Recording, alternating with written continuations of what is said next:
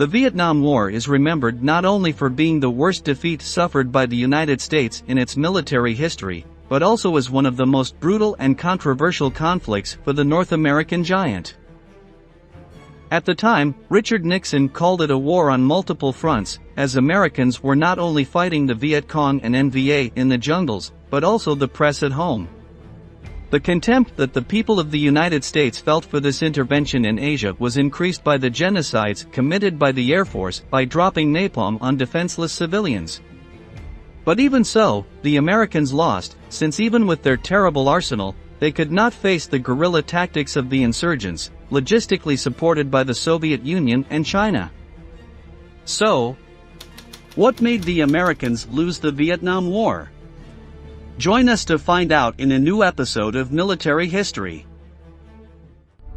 The Vietnam War began in 1955 as a civil conflict between rebel groups and a dictatorial government that established its power with the support of the CIA and the U.S. Army. The insurgents, who sought to establish a socialist regime under the ideals of their leader, Ho Chi Minh, organized themselves under the name of the National Front for the Liberation of Vietnam, which would later be known as the Viet Cong. 4 years later, in 1959, Minh decided to intervene with the North Vietnamese Army, or NVA, to eliminate the de facto government instituted by the United States in South Vietnam. As the fighting increased, the Viet Cong rebels received support from the Soviet Union, China, and communist forces in Japan. But in 1964 everything would change, since, after a strange incident that occurred in the Gulf of Tonkin, the United States joined the battle for the defense of South Vietnam. In this event, the destroyer USS Maddox and other U.S. Navy ships were attacked by Viet Cong torpedo boats, which resulted in the U.S. government sending more than 500,000 troops to the Asian country. The truth is that the Vietnam War was a conflict that completely destabilized the United States, both in its military strategy, in its state policy, and in the relationship between its institutions, the press, and the people. This is why Richard Nixon called that period a war on multiple fronts.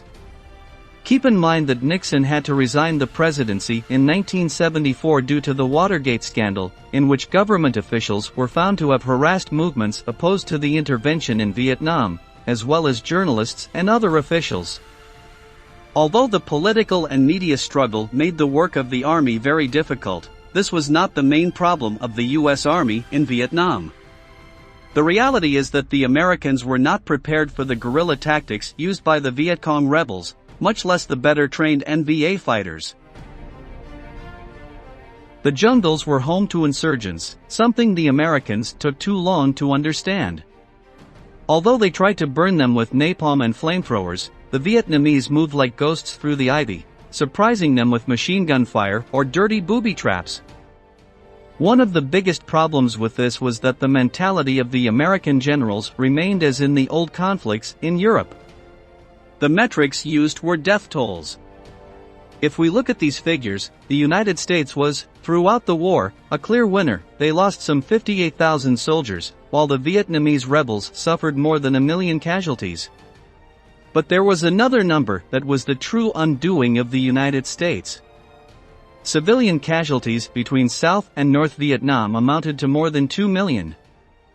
The collateral damage of this war was truly shocking, and they were not minor mistakes, but were part of a brutal American tactic. Because their enemies were elusive insurgents, in most cases dressed in civilian clothes, the Americans considered any citizen a potential danger, and the massacres occurred in droves. This did nothing but encourage the guerrilla militias. Hundreds of thousands of Vietnamese civilians joined the resistance not for ideological reasons, but because they feared that the next napalm-sprayed village would be theirs. The hatred towards the unethical practices of the United States exponentially increased the number of Viet Cong and NVA fighters, in addition to logistical support in neutral zones to move their supplies.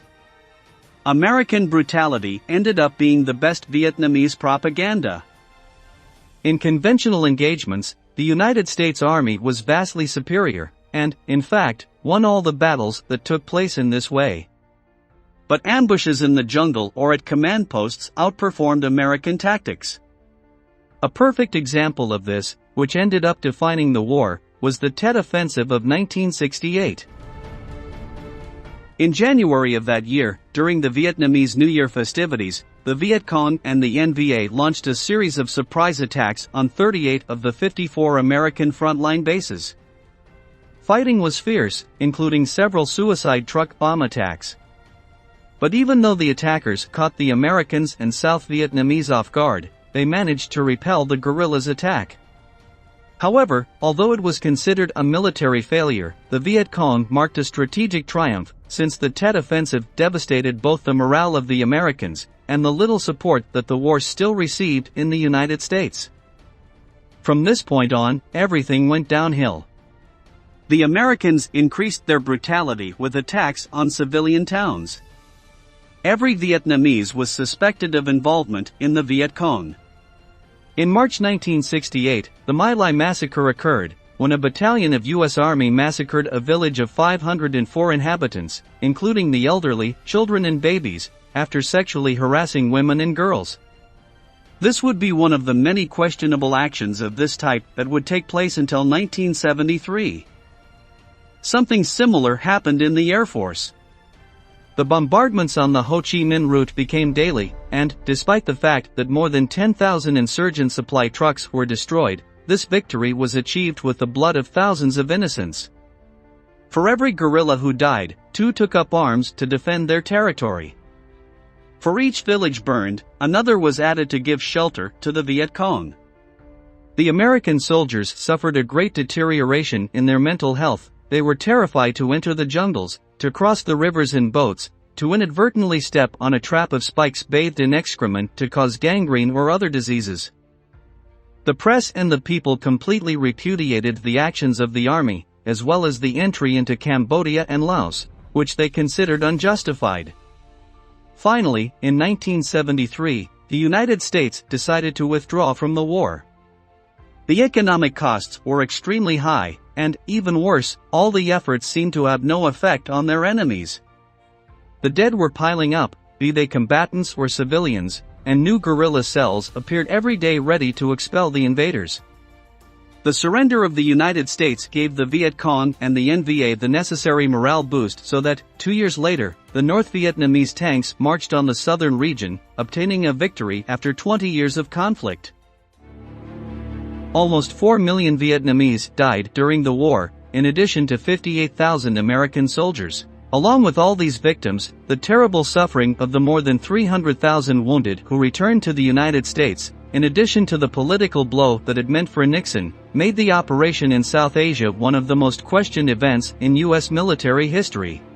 Thank you very much for joining us until the end. Stay tuned for our next video.